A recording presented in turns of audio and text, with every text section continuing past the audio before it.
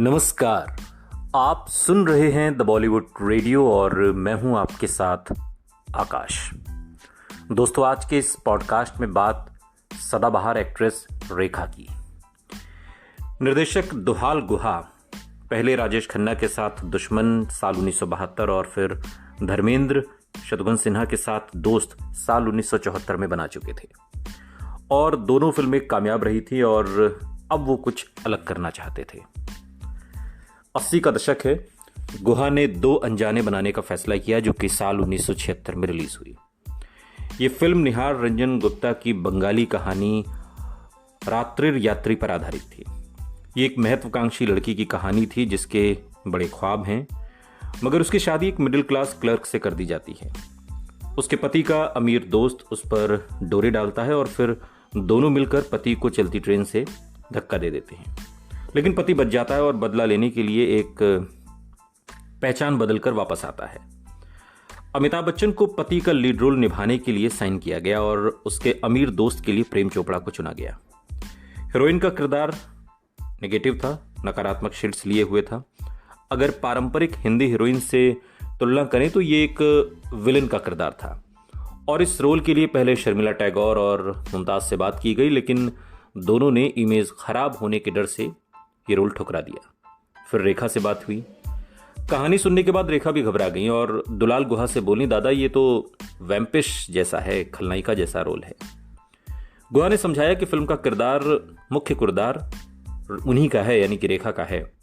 उन्हें इस रोल के लिए हमेशा याद रखा जाएगा।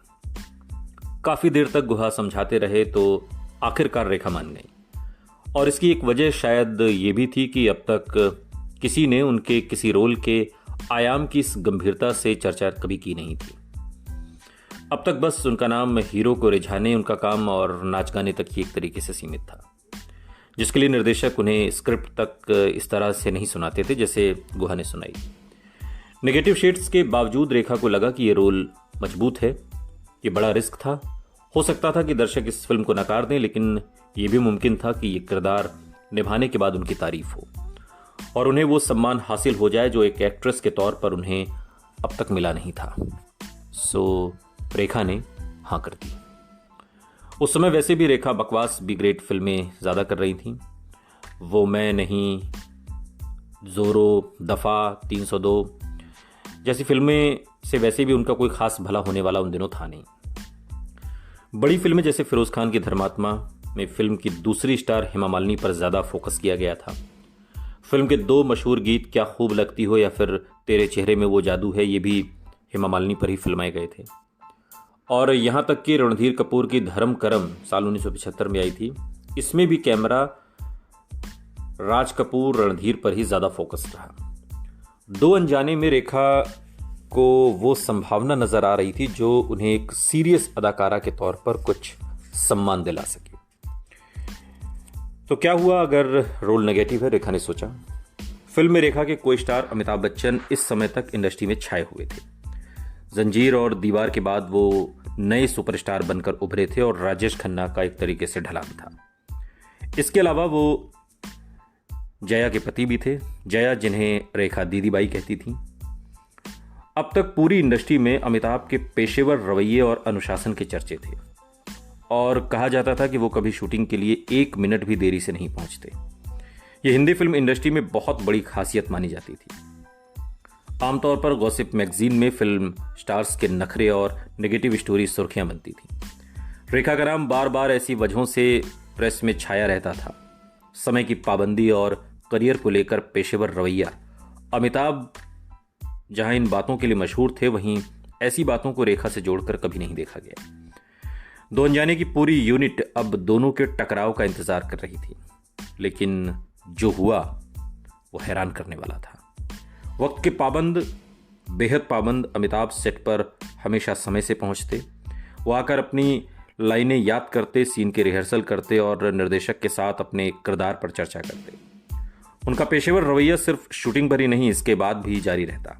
वो शूटिंग के बाद पार्टी या ड्रिंक्स के लिए कभी नहीं रुकते थे। बस काम खत्म करते ही वापस चले जाते और अगले दिन फिर से सही समय पर शूटिंग के लिए हाजिर रहते। हर किसी की तरह रेखा भी अमिताभ की शख्सियत और उनके व्यवहार पर फिदा थी। सिमी ग्रेवाल को दिए अपने एक मशहूर टीवी इंटरव्यू में रेखा ने कहा था कि मिस्टर अमिताभ बच्चन के सामने खड़ा होना आसान नहीं है। रेखा ने बताया कि जिस पल उन्हें पता चला कि 2 अनजाने के लिए अमिताभ को साइन किया गया है तो वो डर गई थी। उस वक्त पूरी इंडस्ट्री में फिल्म दीवार में अमिताभ बच्चन के निभाए एंग्री यंग मैन के किरदार की चर्चा थी। उस दौर को याद करते हुए रेखा ने कहा था कि 2 अनजाने की पूरी शूटिंग के दौरान वो बेहद नर्वस थी। हंसते हुए वो बोली कि अमिताभ के सामने नर्वस होकर वो अपनी लाइनें भूल जाया करती थी। और फिर एक दिन अमिताभ उनके पास आए और अपनी दिलकश और भारी आवाज में हिंदी में बोले, सुनिए जरा डायलॉग याद कर लीजिएगा। सिमी ग्रेवाल को दिए इस इंटरव्यू में अमिताभ की शख्सियत को बयां करते हुए रेखा ने कहा, उन जैसा कोई मैंने पहले कभी नहीं देखा था। ऐसे इंसान से मैं पहले कभी नहीं मिली थी। किसी एक इंसान में इतनी शानदार खूबियां भला कैसे हो सकती हैं। मैं बेवकूफ़ नहीं हूं, मैं मानती हूं कि मैं समझदार हूं, लेकिन जब मैं कोई अच्छी चीज़ देखती हूं तो उसे पहचान लेती हूं। अपने काम के प्रति अमिताभ का समर्पण, ईमानदारी और पेशेवराना रवैये ने रेखा का दिल पूरी तरह से जीत लिया था। उन्होंने रेखा पर जादू सा कर दिया और इसका असर हर किसी को नजर आ रहा था। आप इसे बच्चन इफेक्ट तक कह सकते हैं, क्योंकि अब रेखा वो करने लगी थी जो उन्होंने अपने करियर में अब तक नहीं किया था। वो 2 अनजाने के सेट पर सही वक्त यानी कि सुबह 6 बजे पहुंच गई। हर कोई हैरान हो गया, लेकिन ये बदलाव सिर्फ यहीं तक सीमित नहीं रहा। अमिताभ की तरह वो अपने किरदार के बारे में गहराई से सोचने लगी, निर्देशक के साथ उसकी चर्चा करने लगी। अमिताभ के रूप में उनके सामने एक करिश्माई व्यक्तित्व था जिससे वो बहुत कुछ सीखना चाहती थी। एक नए खूबसूरत जज्बात का आगाज हो चुका था। 2 अनजाने के सेट पर वो रोमांटिक कहानी सांस लेने लगी थी जिसकी चर्चा आने वाले कई दशक तक होने वाली थी। 2 अनजाने की कहानी में कलकत्ता शहर का एक अहम किरदार था और इसलिए वहां करीब 1 महीने का शूटिंग शेड्यूल प्लान किया गया। फिल्म के स्टार वहां के मशहूर ग्रैंड होटल में ठहरे हुए थे। रेखा के लिए यह शहर नया था, मगर अमिताभ यहाँ के माहौल और गलियों से अच्छी तरह वाकिफ थे। दरअसल अभिनय की दुनिया में आने से पहले अमिताभ बतौर एग्जीक्यूटिव यहाँ की एक मशहूर shipping firm bird and company में काम कर चुके थे। 1962 से लेकर 1969 तक उन्होंने यहाँ 8 साल गुजारे थे। 2 अनजाने की शूटिंग के दौरान कलकत्ता में मौसम बारिश का था, या कहा जाए या रोमांस का मौसम था। कहते हैं किसी मौसम में दोनों की नज़दीकियां बढ़ीं। अमिताभ कलकत्ता से जुड़े किस्से रेखा को सुनाते, रेखा उन्हें एकटक देखती रहती, मुस्कुराती रहती। ये फसाने फिल्म मैगजीन से छुपे नहीं। 2 अनजाने की यूनिट के सदस्यों के हवाले से दोनों की नज़दीकियों के किस्से छपने शुरू हो गए। रेखा अक्सर अमिताभ और प्रेम चोपड़ा के साथ कलकत्ता के मशहूर फ्लोरिस्ट टी रूम में भी जाती। साथ ही वो पार्क स्ट्रीट पर लंबी वॉक करती और फिर ये लोग डिनर करते। 2 अनजाने की टीम से जुड़े कुछ लोगों को अब तक याद है कि इस फिल्म के दौरान रेखा किस कदर बदल गई थी और अपना मूल स्वभाव भूलकर वो जैसे अमिताभ जैसे बनने की कोशिश करने लगी थी। अमिताभ के सामने वो बेहद संयमित रहती। उनकी चंचलता, उनका खुलकर हंसने बात करने की जगह अब संयम और सोच समझकर वो बोलने लगी थी। 1 जनवरी 1976 को रिलीज हुई 2 अनजाने ब्लॉकबस्टर तो नहीं हुई, लेकिन इसकी अलग तरह की कहानी, कलाकारों के जबरदस्त परफॉर्मेंस और दुलाल गुहा के कसे हुए निर्देशन की हर जगह तारीफ हुई। इस फिल्म की चर्चा आज भी अमिताभ की दूसरी फिल्मों से कम होती है, लेकिन शायद इसकी वजह यह है कि उस दौर में उनकी बेमिसाल ब्लॉकबस्टर फिल्में मसलन शोले, दीवार, कभी कभी रिलीज हुई और सारी चर्चा उनके हिस्से में आई। अदालत 1976 और 2 अनजाने जैसी फिल्मों को समीक्षकों ने तो बेहद सराहा, लेकिन उन्हें प्रेस और दर्शकों के दिल में शायद उतनी जगह नहीं मिली। लेकिन 2 अनजाने के बारे में एक बात ऐसी थी जिससे हर कोई अनजान नहीं रहा। अपने अब तक के करियर में पहली बार रेखा को एक गंभीर एक्ट्रेस के तौर पर स्वीकार किया गया। इस बार चर्चा उनके ग्लैमर की नहीं थी, बल्कि उनके अभिनय प्रतिभा की थी, जिसे दुलाल गुहा ने बड़े सलीके से संवार दिया था। मशहूर फिल्म वर्ल्ड मैगजीन ने लिखा, रेखा ने बड़े सधे हुए और कामयाब अंदाज में कर दिखाया है। एक ज्यादा वजन वाली, सस्ते डांस करने वाली, क्लीवेज दिखाकर कामोत्तेजना जगाने वाली सुंदरी से एक गंभीर, जबरदस्त एक्ट्रेस के रूप में उनका काया पलट काबिले तारीफ है। वो बेकार की भावभंगिमाएं, वो हंसी ठहाके अब जा चुके थे। इस रिपोर्ट में यह भी कहा गया कि अब रेखा का करियर सही राह पकड़ता हुआ नजर आता है, क्योंकि अब उनके अभिनय प्रतिभा बड़े निर्माता निर्देशकों की नजर में आई है। कई और समीक्षाएं और रिपोर्ट भी रेखा की तारीफ खुलकर कर रही थीं। हर कोई दो अनजाने में उनके अभिनय और अमिताभ बच्चन के साथ उनकी जादुई केमिस्ट्री का जिक्र कर रहा था।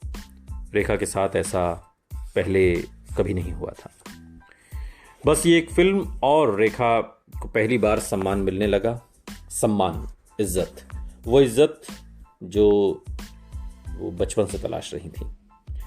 और रेखा ने इसका पूरा श्रेय अमिताभ बच्चन को दे दिया। अमिताभ उन सभी बातों के प्रतीक बन गए जिन्हें रेखा किसी मर्द में चाहती थी, और वो धीरे धीरे उनके प्यार में गिरफ्तार होने लगी। उन्हें इस बात से कोई फर्क नहीं पड़ रहा था कि वो एक शादीशुदा मर्द हैं। इस हकीकत से कोई फर्क नहीं पड़ता कि वो एक शादीशुदा मर्द हैं। एक गुलाब तो हर हाल में गुलाब ही रहता है। एक इंसान है जो दिलचस्प है। मैं चाहती हूं कि मुझे उस इंसान के साथ जुड़ने का मौका मिले, तो मुझे कौन रोक सकता है। मैं यहाँ उनका घर तोड़ने के लिए नहीं बैठी हूं। मैं तो एक आम इंसान की तरह उनके आसपास से गुजरने वाली हवा को महसूस करके ही खुश होना चाहती हूं। सिमी ग्रेवाल को दिए इंटरव्यू में रेखा ने कहा था, और सुपरस्टार का जादू रेखा के सिर पर सिर चढ़कर बोल रहा था। लेकिन अमिताभ ने रेखा के इस बयान पर कभी कुछ नहीं कहा। जो कुछ कहा रेखा ने कहा, और अब दशकों से दोनों चुप हैं। सुनते रहिए द बॉलीवुड रेडियो, सुनता है सारा इंडिया।